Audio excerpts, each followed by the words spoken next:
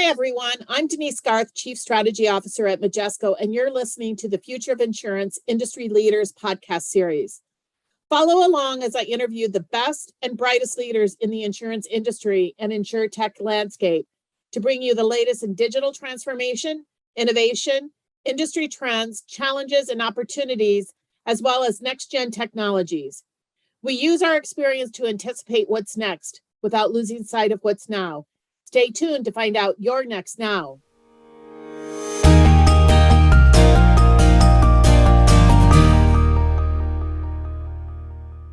Welcome, everybody, to today's Future of Insurance podcast series. This is Denise Garth, and I am thrilled to have Charlee with me from Charlee AI. Charlee is the founder and CEO of Charlee AI, and we have known each other for almost from the beginning of InsurTech when we met many, many years ago, and they have been a partner with Majesco during this period of time as well. So welcome, Charlee. Thank you, Denise. Thank you for having me. Talk about your background, the role at Charlee AI, and why you started Charlee AI and our growing partnership. I'm a data geek. I love data. If somebody asked me what you like the most, I think I would have to say my love is definitely for data. I just didn't see it for a very long time. So I am the founder and CEO of Charlee AI, bring in more than 22 years of experience in the world of data analytics and advanced analytics. Started in the banking industry first, and then by accident got into the insurance industry. I guess it's a pretty good accident. I have been here for 17 years now out of the 22.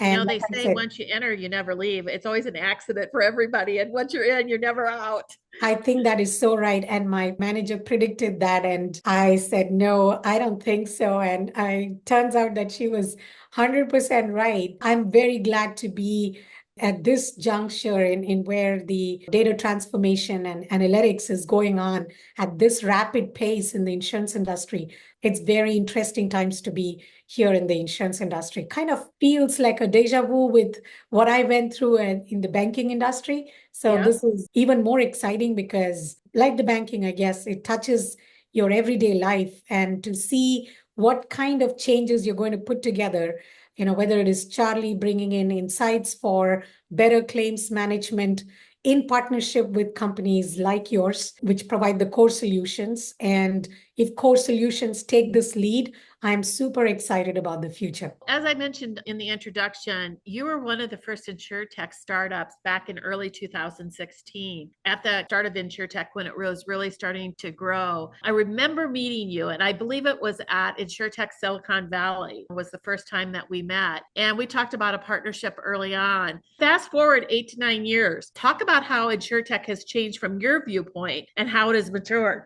I think I'll start by telling you this very interesting story. Is when we started, we never called ourselves AI because it was not known in the industry. It was really not understood by a lot of them in the industry. And it was also not really, the value was not seen, the value was not understood very clearly back then. So when I started, although we started with natural language processing as being one of the key drivers, in what we do at Charlee, we didn't actually really talk about NLP. We didn't talk about AI. The name also was not the same because we were afraid that people would not take us seriously. They would not understand. They would not really see the value of what it brings, at a very basic claims stage. So we didn't call ourselves an AI company. We called ourselves an analytics company. Fast forward, today, it's just interesting to me that everybody knows AI. Everybody is talking about generative AI. And when I say everybody, it's like you go to an adjuster, they want to know how AI is going to impact them. You go to a product marketing person, they talk about generative AI and the use of generative AI. So it's fascinating to see that it's only been 8 years since we started. And just in the last 2-3 years, people have come to understand a lot. And I think both in good and in bad terms, it's the good thing is the awareness, and the not so good thing, the not so popular thing is wanting to do everything without understanding, without having a goal, without having proper tools and technologies, and partners. What are your observations and learnings during that period of time that you could share with others, Shri? I would say one of the key things is we definitely saw a lot of companies, just drop and not exist anymore because of lack of insurance knowledge. And that is one of the key things. If you've not worked in the insurance industry, you don't know, and you're purely coming from a tech play, it's harder. It's much harder for two reasons. One is because you don't understand the nuances and you don't understand how regulated this industry is, and you don't understand the impacts of what you are presenting to the insurance company to implement and pay you money for that, how it impacts them, and in turn, how it impacts you. And I think, that's something we are seeing now, people kind of combat that and approach that in a much better way. And we also see partnerships, and you guys were probably, I would say you guys were the lead in this, where you took the initiative of working with, InsurTechs. You saw very early on the advantages of working with your InsurTech partners and very closely working with them to bring those solutions, because people know core solutions. They're working it every day. And to kind of experience some of these solutions through you guys, at that point of contact every day on an everyday basis, also gave a lot of insurance companies the head start on understanding what is the solution that's going to bring me value today. I think that is a big change you're bringing in and that I have seen in the last few years. What's so interesting about your solutions? Obviously, they're AI, machine learning solutions. You looked at it from a very diverse perspective, using other sources of data. And in particular, your fraud schemes are leveraging your team's expertise from a police background perspective, especially John Standish, who I just absolutely adore. Talk about how you approach developing your AI models differently to create these different insights and value that really helped you stand out from the pack, so to speak, Shri. So very simply, when I started this journey and, learned very early on that when I was talking to a lot of claims managers, very early on learned that claims is all about stories. And that story revolves around your exposure, your risk, based on which, the entire industry exists. You price them, you figure out how to price them, you figure out how to market them. And, at the end, when it actually turns out to be a risk that you have to fulfill and pay for, that ends up in the claim side. So from the beginning to the end, you're dealing with exposure and risks. And when you look at the data, when you look at the claims data, it's not so conveniently structured.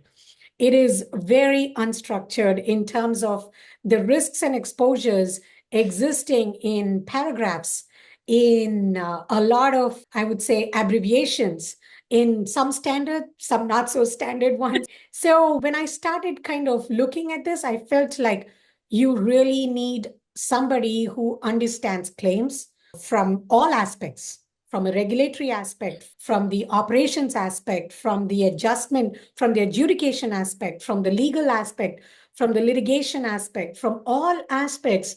You really need that person to understand what is an exposure mean to you from this claim. And that's kind of where we started our journey. And I brought in, John Standish, my co-founder, but the others also bring in John brought in, some domain experts with him in the team.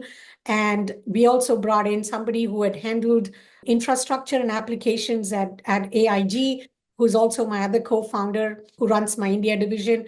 And I also convinced this current CTO and co-founder, Rama, who brought in very varied non-insurance, very strong technical background to this. Pulled him from telecom and, inserted him into insurance. And he was lost for the first 2 years. It's like, what am I doing?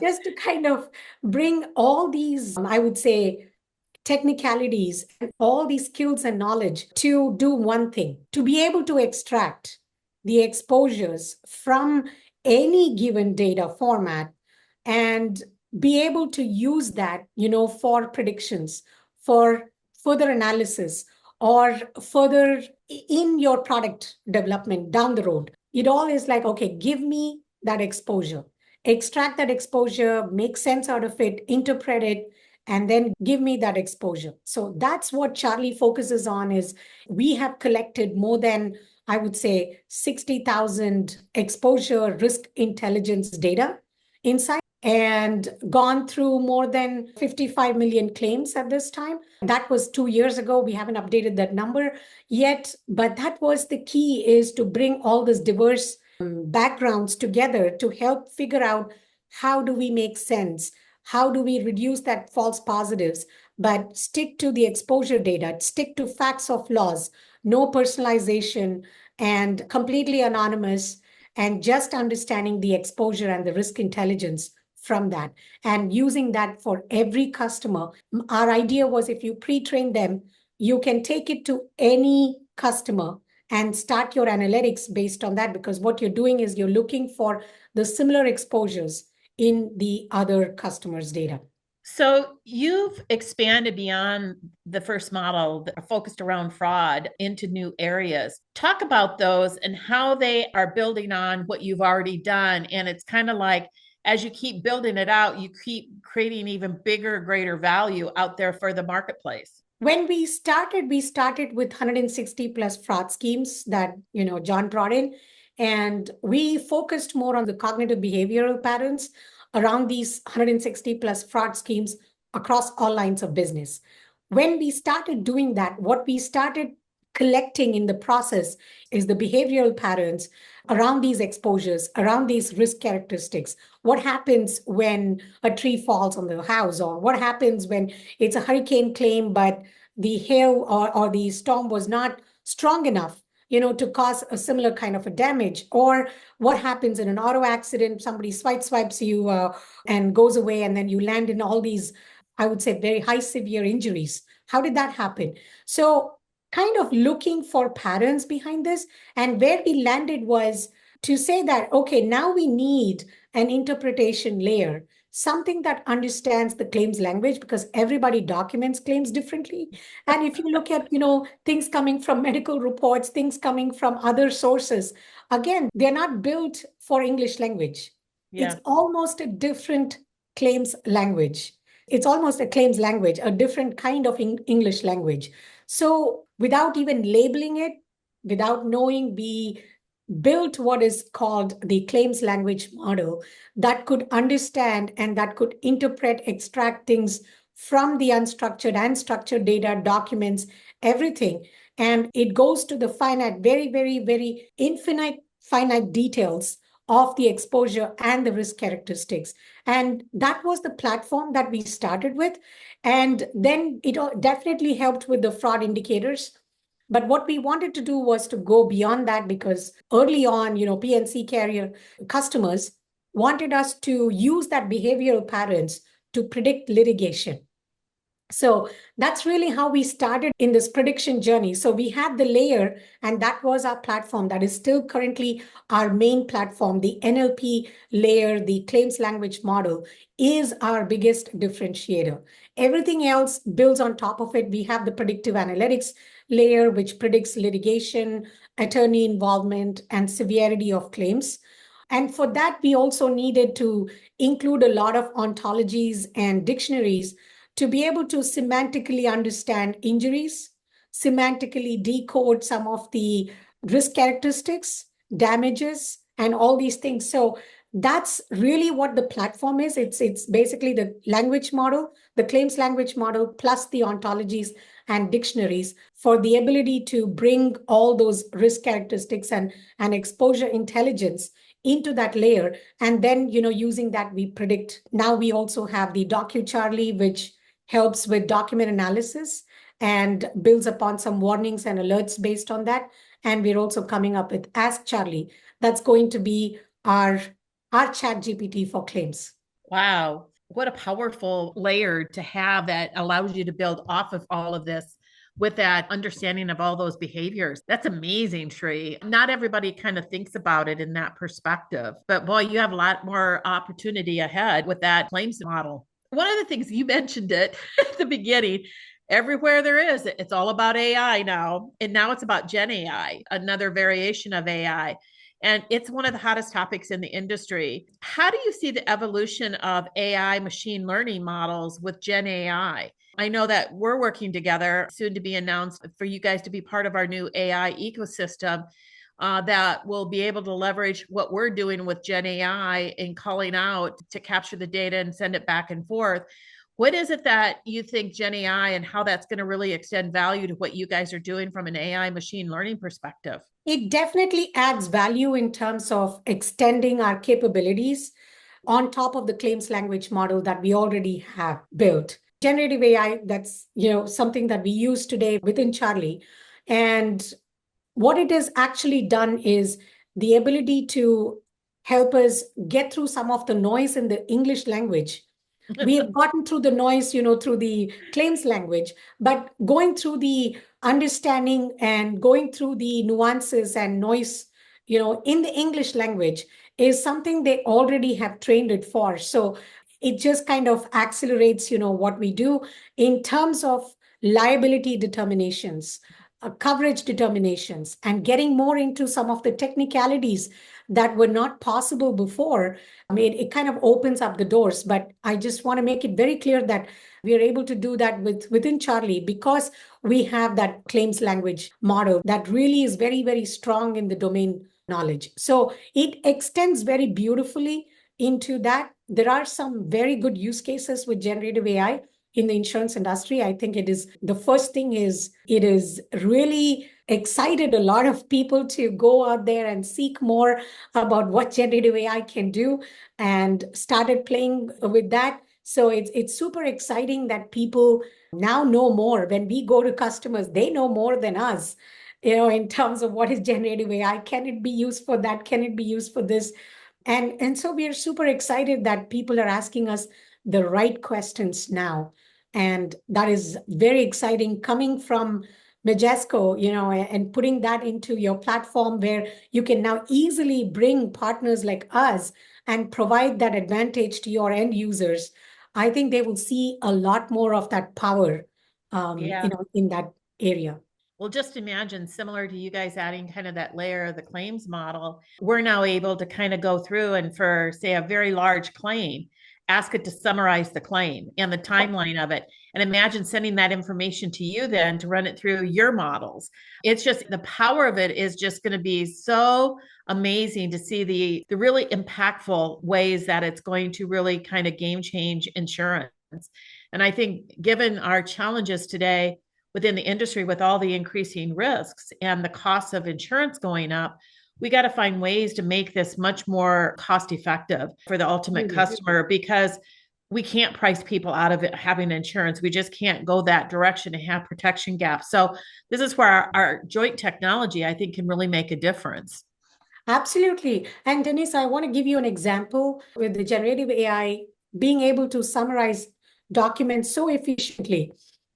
One of the key things that we have been able to add to that is once you do the summarization and you kind of take down from 150 pages, for an example, on this one claim that we got from this customer, and they don't have a claim system, and they use everything, through one of the document storage systems. So all of the claims are in PDF documents.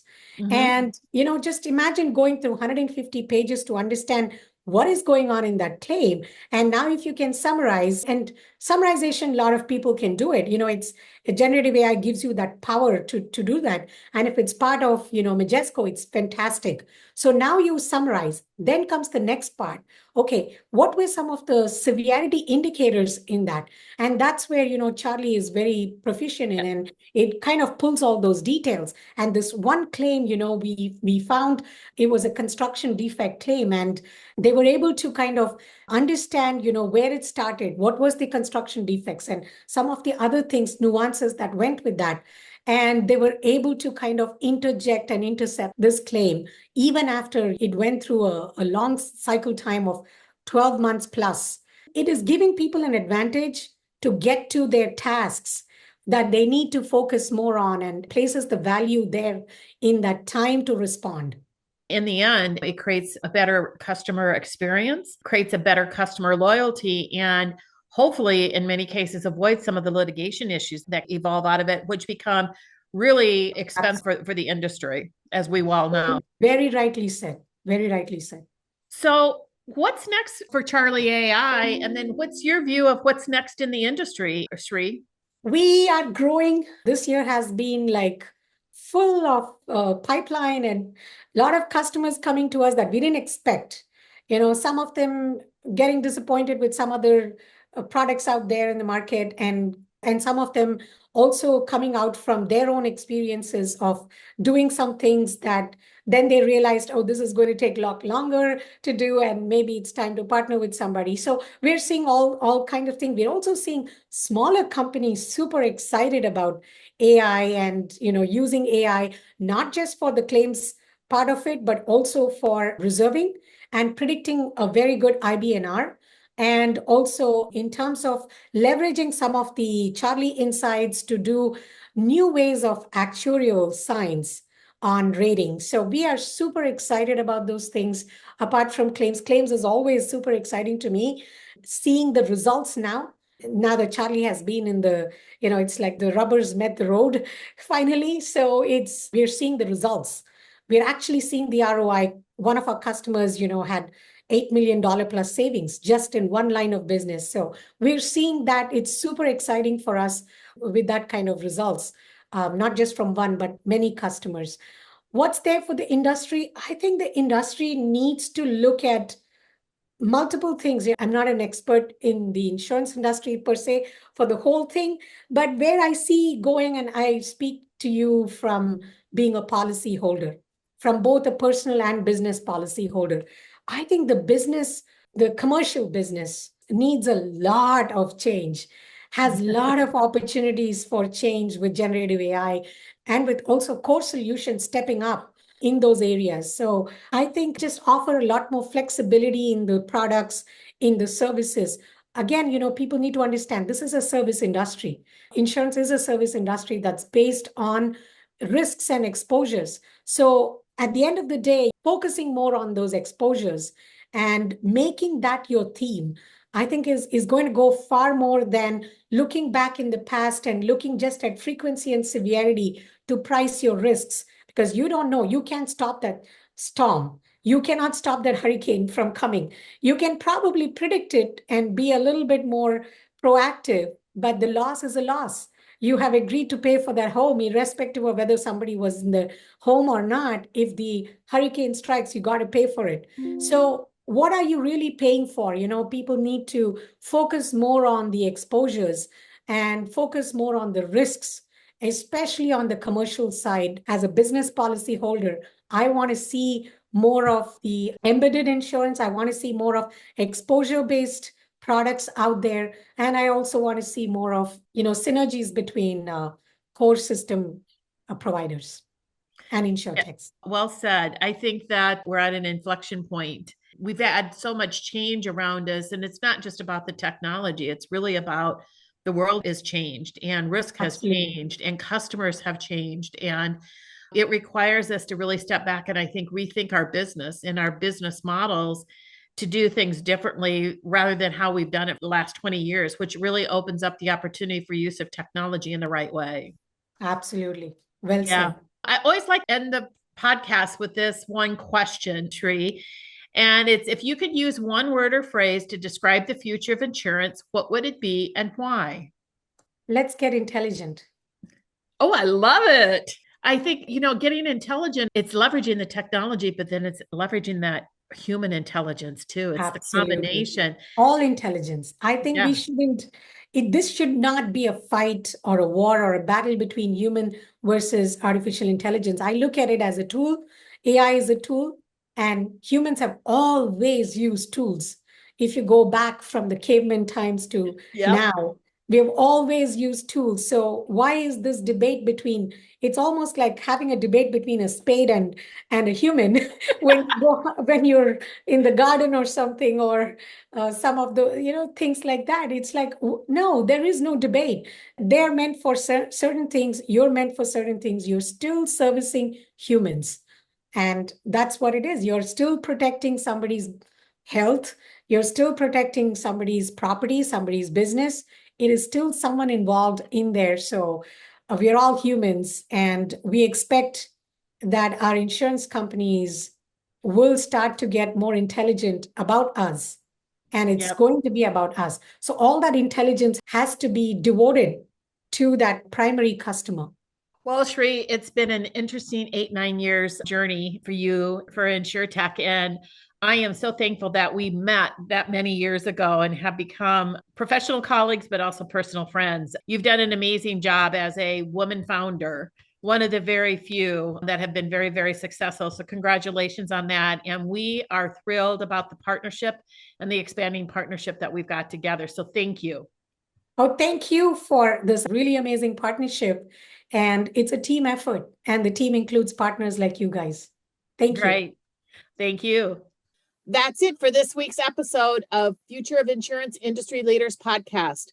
Subscribe to our market leading podcast series available wherever you get your podcast from. Thank you for listening, and be sure to tune in the next time.